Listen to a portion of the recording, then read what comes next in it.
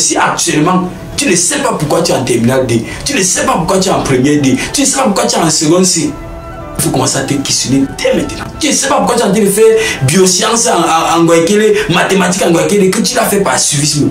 Il y a de fortes chances que tu sois un futur frustré.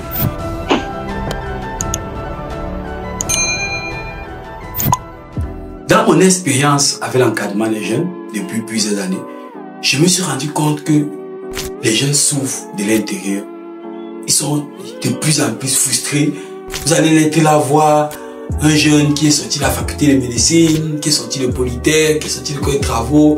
Vous avez certainement le sentiment que non, il va très bien, ou bien un jeune qui est dans une grande entreprise, qui travaille à, je sais pas trop quoi, à Schumberger, qui travaille dans les grandes multinationales, au Cameroun, à Razel, qui ont des gros salaires.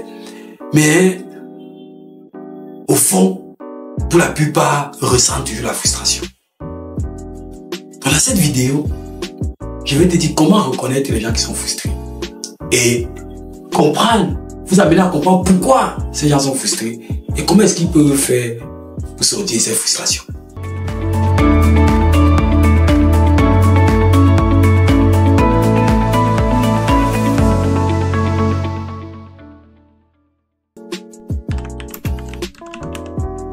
Bonsoir à tout le monde, je suis Valère Foulami, ingénieur polytechnicien de Yaoundé, entrepreneur éco-scolaire. Donc comme je l'ai dit dans cette vidéo, je partage avec toi des petits indices pour te permettre de comprendre que tu es frustré ou bien que quelqu'un autour de toi est frustré. Et comprendre qu'est-ce qui peut être la cause de ces frustrations. Et surtout comment faire pour sortir de ces frustrations.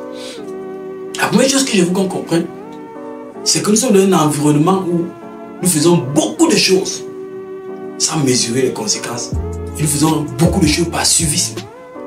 Vous allez entrer peut-être à une école comme la faculté de médecine de Yaoundé. Vous allez voir beaucoup de personnes qui sont dans cette école et qui ne savent même pas pourquoi ils sont là. Ils sont retrouvés simplement là-bas parce que bon, ils ont fait la D ou bien ils ont fait la C. Ils étaient parmi les meilleurs élèves de leur classe. On leur a dit il faut faire l'école des travaux, Polytech Yaoundé, Polytech Douala, la faculté de médecine, il a aussi fait, il a réussi. Et comme toutes les familles veulent avoir un médecin, on a demandé à la faculté de médecine, il s'est retrouvé à la faculté de médecine. On a des cas comme ça. Et quand ils arrivent à la faculté de médecine, ils se retrouvent. Ils sont versés à Polytech, dans les grandes écoles des travaux, partout. Ils se retrouvent. Donc la première cause des frustrations dans notre société, que ce soit les frustrations même dans les entreprises. Vous avez des entreprises, vous ne comprenez pas. Il a l'impression que ce n'est que lui qui doit être le boss de tout le monde. La première raison, c'est une mauvaise orientation. C'est qu'il y a des gens qui sont là où ils ne doivent pas être. Il y a des gens qui sont retrouvés dans les endroits par suivisme. Deuxième chose, c'est l'esprit de compétition dans lequel on a mis les Camerounais. Au lieu d'amener un jeune à travailler, à être meilleur, à être excellent, on va dire qu'il faut être... Ou alors, il faut être premier de ta classe. Il faut être premier du Cameroun. Il faut être... Donc du coup, on a défini une échelle de valeur où les jeunes croient qu'il faut être mieux que les autres pour avoir atteint son objectif. Les gens n'ont plus des objectifs et ne sont plus satisfaits simplement de l'atteinte de leurs objectifs, mais ils sont plutôt dans une course de concurrence et de compétitivité avec les autres.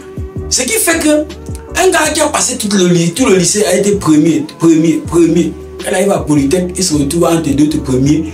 Et comme il faut toujours un seul premier, la frustration commence. Ou bien il réussit même étant à Polytech avec toujours le premier. Mais quand il arrive en entreprise, il se rend compte que ce n'est pas seulement ça qui compte. La frustration s'installe. Et on a beaucoup de situations comme ça qui font que les gars véritablement sont là frustrés partout. Il y a plusieurs causes comme ça qui peuvent justifier les frustrations. C'est vrai qu'il y a d'autres qui viennent aussi des blessures émotionnelles, des mauvais traitements en famille, des injures,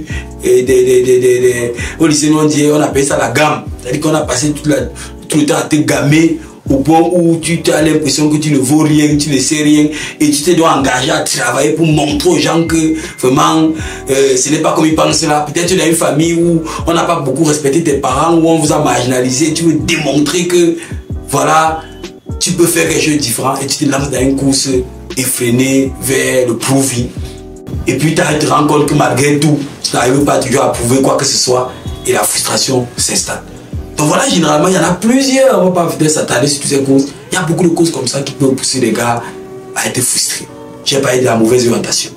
Oui, tu passes seulement, tu passes sur des choses qu'on fait par suivisme. Plus tard, tu seras frustré. Donc si actuellement, tu ne sais pas pourquoi tu es en terminale D, tu ne sais pas pourquoi tu es en première D, tu ne sais pas pourquoi tu es en seconde C, il faut commencer à te questionner dès maintenant. Tu ne sais pas pourquoi tu es en train de faire biosciences en Guayaquil, mathématiques en Guayaquil, que tu l'as fait par suivisme. Il y a de fortes chances que tu sois un futur frustré, si tu ne l'es pas encore. Et il faut faire très attention aux choix que tu prends dans ta vie. Et je te rassure que les choix sont mûris et que plus tard tu seras capable d'assumer les choix là, quelles que soient les conséquences. Parce que si tu deviens premier de la classe seulement parce que ton désir est de devenir excellent et que tu te retrouves en entreprise, tu n'es pas celui qui a le plus gros salaire, tu ne seras pas frustré. Ou bien ton niveau de frustration ne sera pas très important parce que ton objectif n'était pas de dépasser tout le monde, ton objectif était d'être excellent. Dans l'entreprise, tu seras toujours animé par ce même désir d'être excellent et ce désir excellent va forcément te pousser au sommet.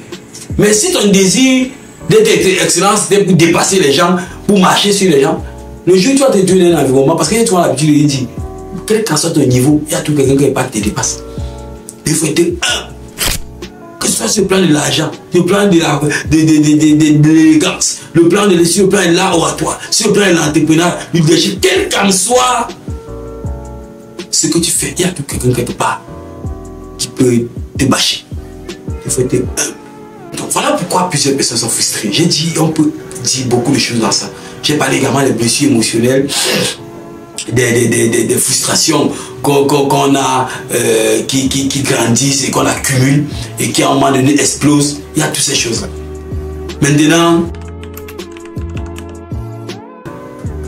pour reconnaître un gars qui est frustré, c'est simple, hein? Pas un truc du passé. Un gars qui est frustré, quand il a les espoirs, il a fait des espoirs dans le passé, il ne parle que de ses espoirs passés. Il ne parle pas du présent, il ne parle pas du futur. Il est généralement dans le passé. Oh, vraiment, j'étais, j'avais, et tout et tout. Un gars frustré est toujours en train de dire, il est toujours tout dans les regrets. Vous allez voir un gars qui est entré à la faculté de médecine ou à Polytech, il a bien étudié, il est sorti ingénieur, mais il est toujours en train d'envier d'autres personnes qui ont fait d'autres écoles, toujours en train d'envier, toujours en train de dire vraiment, donc il n'est jamais reconnaissant, toujours en train de dire que non, il faut trouver, c'est vraiment, toujours en train de se plaindre. Toujours dans les regrets, oh, vraiment, si c'était à refaire, je ne le refaisais plus. Est-ce que je suis en train de dire que tous ceux qui reconnaissent les erreurs du passé en disant que si c'était à refaire, je ne le referais plus, veut dire qu'ils sont frustrés? Non. Mais j'ai dit beaucoup de personnes qui sont frustrées ont cette attitude-là. D'autres personnes frustrées sont les gens qui sont tournés dans la course. On a commis des gars comme ça. Il finit le bac, il passe 3 concours. Il entre dans l'école. À peine on est au niveau 2. Il cherche à d'autres concours qu'il veut faire. Après, il passe le concours, après il cherche à d'autres concours internationaux. Et il tourne dans une quête de chercher les concours, les nouveaux concours, les nouveaux concours. Parce qu'en réalité, pour lui, il n'existe que lorsqu'il passe le concours. Dès qu'il entre dans l'école, la routine commence, il faut encore une autre chose qui va sécréter l'adrénaline. Donc quand vous voyez un gars qui fait comme ça, là, c'est qu'il doit avoir un problème. Et un gars frustré, c'est un gars qui ne parle pas bien de ses camarades, de ses amis, de ses promotionnaires. Si vous voyez un gars qui est toujours en train de mal parler de ses amis, de ses camarades, de ses promotionnaires, il est toujours en train de démontrer que c'est lui le grand de tout le monde, c'est lui la boussole de tout le monde. Attention, il y a de fortes chances que ce soit un gars frustré. Un gars frustré est toujours dans les comparaisons. Tu ne peux pas venir lui donner une bonne nouvelle en ce qui te concerne, il apprécie. Il va toujours trouver un moyen de dévaloriser et te dire que non, tout le monde peut avoir ce que tu as eu là. C'est comme ça qu'on reconnaît les gars frustrés. Maintenant, comment faire pour éviter la frustration? Je vais vous donner 5 choses. La première chose pour éviter la frustration, c'est qu'il faut prendre des décisions que vous êtes prêts à assumer. J'ai bien parlé du cas de l'orientation. Ne faites pas les choses par suivisme. C'est que vous allez finir dans la frustration. Deuxième chose, sachez que vous êtes en compétition avec personne. Vous êtes en compétition avec vous-même et avec votre destin. Vous êtes en compétition avec personne. Votre compétition, c'est de vous développer et d'être meilleur aujourd'hui que le vous d'hier. Donc le challenge que tu as, c'est que chaque jour, tu vas te dire, est-ce que je suis meilleur qu'hier? en termes de compétences, en termes de leadership personnel, en termes de caractère, en termes de vertu. Est-ce que je suis meilleur que celui qui est? C'est ça qui doit être ton challenge. Et non de te comparer avec les gens, de te comparer avec les gens. La troisième chose, c'est que tu vas savoir que la vie, c'est un tout. La vie ne se limite pas sur le plan académique ou bien sur le plan professionnel. Parce que plusieurs personnes sont frustrées parce qu'ils ont passé leur vie à faire les maths. Et ils ont cru que la vie se limite aux mathématiques. Ils ont passé leur temps à être gens à l'école. Ils ont cru que la vie se limite à l'école. Non, il faut être équilibré. Un homme a au moins 6 domaines, j'allais même dire 7 domaines de sa vie qui participent à son équilibre.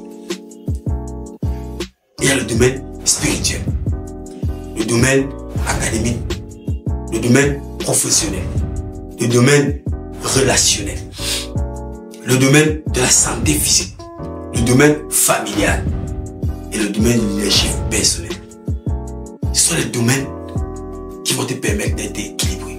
Si tu négliges ces domaines-là, tu seras déséquilibré. C'est comme un homme qui a tout ce qu'il veut, mais toutes les femmes qu'il épouse, ils finissent par divorcer. Vous sentez qu'il ne peut pas être stable. Donc vous devez gérer cet équilibre-là. Donc quatrième chose, si vous voulez pas être un gars déséquilibré, vous devez apprendre à être humble. L'humilité est importante. La plupart des gens, je vais dire frustrés, pas déséquilibrés. La plupart des gens frustrés sont des gens qui n'étaient pas humbles. C'est-à-dire que tu te croyais au-dessus de tout le monde, tu croyais que tu étais arrivé. Quand tu as quelque chose de plus que les autres, tu penses que ta valeur, ta valeur a augmenté, leur valeur a réduit. Bref, tu es de ceux qui mesurent la valeur en fonction de ce qu'on a. Si il y a des personnes, tu seras frustré. Fais attention, sois humble. Ce n'est pas le premier de la classe qui est celui qui réussit soit le plus dans sa vie. Est-ce que c'est pour dire qu'un premier ne peut pas réussir sa vie? Non. En terminale, l'année où j'ai eu le bac, j'étais premier de ma classe. On comprend un peu. Il y a les premiers de la classe qui réussissent leur vie. Il y a les premiers qui ne réussissent pas leur vie. J'espère que je dis qu'il ne faut pas être premier. Mais je veux dire, si tu es un premier déséquilibré, tu auras des problèmes. L'humilité. L'humilité, c'est quelque chose qui va t'empêcher de te frustrer. Parce que si tu as été orgueilleux devant quelqu'un, la vie va t'enseigner. Moi, j'ai une expérience que j'accompagne les jeunes depuis 12 ans. Et il y a beaucoup de jeunes qui sont dans certains domaines. Quand je pars là-bas, je les considère comme un mentor. Oui, il y a des domaines, j'ai des jeunes que j'ai encadrés qui sont entrés dans certains choses, ils sont allés en profondeur. Au point où quand je veux toucher les choses dans ces domaines-là, ils sont comme des boussoles pour moi. Et toutes ces choses m'ont enseigné l'humilité. Je me suis dit, waouh, si je n'avais pas été humble avec eux hier, est-ce que je serais capable de venir lui dire, explique-moi ce que tu es en train de faire, malgré le fait que je l'ai formé, il a passé le concours, je l'ai formé après, tout ce qui va avec. Donc vous devez être humble. Sinon vous allez être frustré parce que la vie ici va vous enseigner. Parfois, vous allez former un gars même dans une centre de formation professionnelle. Il va utiliser le diplôme que tu as signé. Il va aller gagner la rente 10 fois plus que ce que tu gagnes. Si tu n'as pas été humble, la frustration va s'abattre sur toi. Il faut être humble. Et la dernière chose, si vous voulez pas être frustré dans la vie, c'est que vous devez étudier. Vous devez vous délivrer de l'ignorance. Oui, parce que beaucoup de choses qui frustrent les jeunes, c'est l'ignorance. Parfois, les jeunes ne sont même pas au courant que pour réussir, il faut aller vite. Les gens, il faut être patient. Les gens ne sont pas au courant que pour réussir, il faut bâtir petit à petit. Ils sont pressés, ils viennent à une entreprise, dès qu'ils n'obtiennent pas ce qu'ils veulent le mois prochain, ils démissionnent, ils partent ailleurs, ils vont d'entreprise en entreprise. Si tu n'es pas patient, tu seras terriblement frustré. Et pour être patient, il faut que tu étudies. Il ne peut pas tout apprendre aujourd'hui. Il faut que tu étudies. Il faut que tu apprennes les commandes des gens font pour réussir. Il y a toutes ces choses qu'il faut que tu apprennes. Et si tu réussis à apprendre ça, à lutter contre l'ignorance, en lisant les livres, en faisant des formations, et je veux dire, on ne lit pas n'importe quel livre, en lisant les livres recommandés, alors tu peux être sûr que tu as envie d'aller vers la réussite et non vers la frustration. Donc toutes ces 5 choses, mets-les en pratique et sois patient. Sois patient. Je peux te rassurer que tu vas sortir définitivement de la frustration, ou alors tu vas te rassurer que tu ne sois pas parmi les futurs frustrés de notre pays. Merci de nous avoir écoutés. Si tu as aimé la vidéo, like, laisse-nous un commentaire, clique sur la cloche de notification pour ne rien rater de nos prochains contenus et partage massivement la vidéo. Merci encore, bonne soirée et rendez-vous vendredi prochain pour notre prochaine émission. Coach, j'ai une question.